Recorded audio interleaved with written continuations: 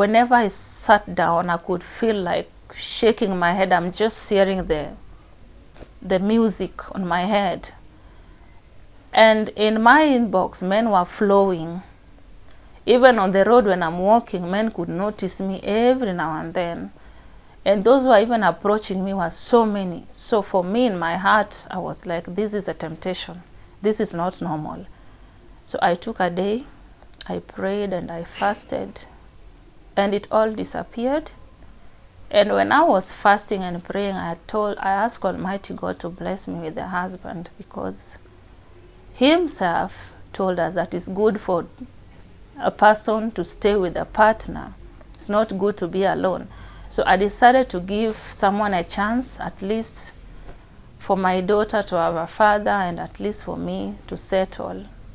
So after this prayer, I stayed for like few months. I went back to China, left my daughter with the house girl, started living my life. Then I met a guy through a friend. A friend called me and told me, Ruth, someone is looking for a wife and is living in Switzerland.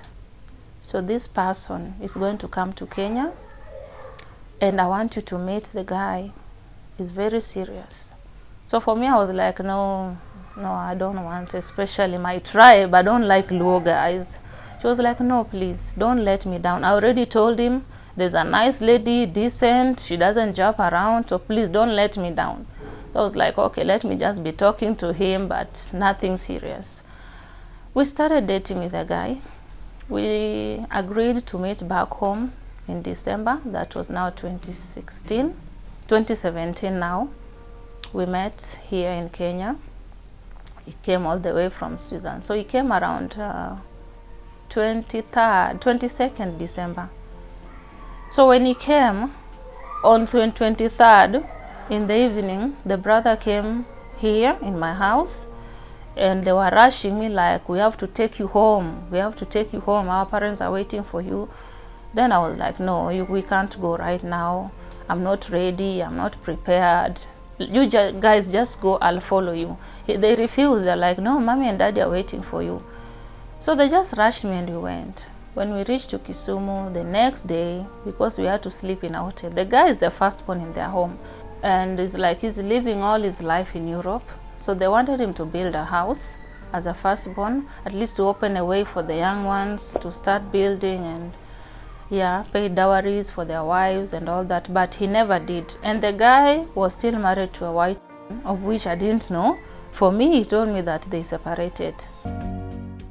So when we met back home with the family, the next day they were waking me up around 7 that, Ruth, you have to come, run.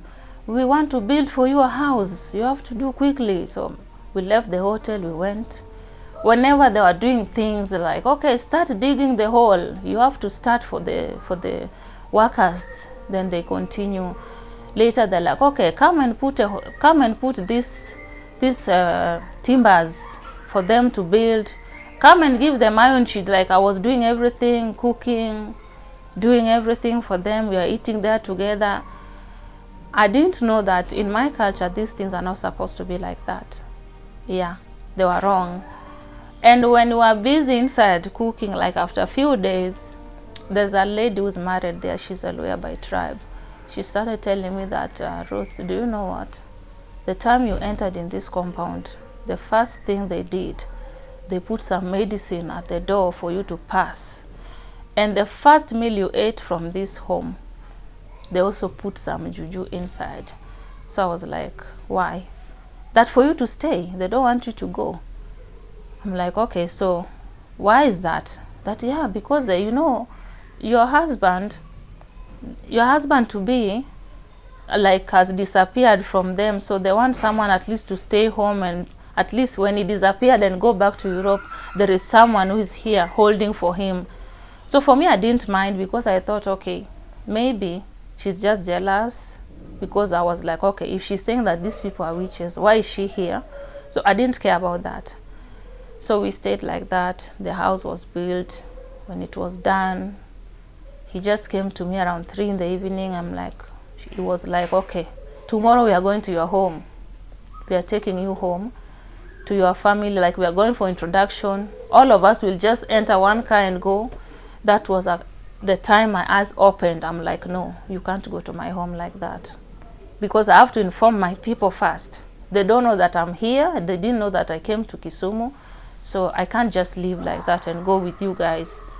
So they were like, no, you don't want us, you hate us. Why don't you want us to know your family? We have to go.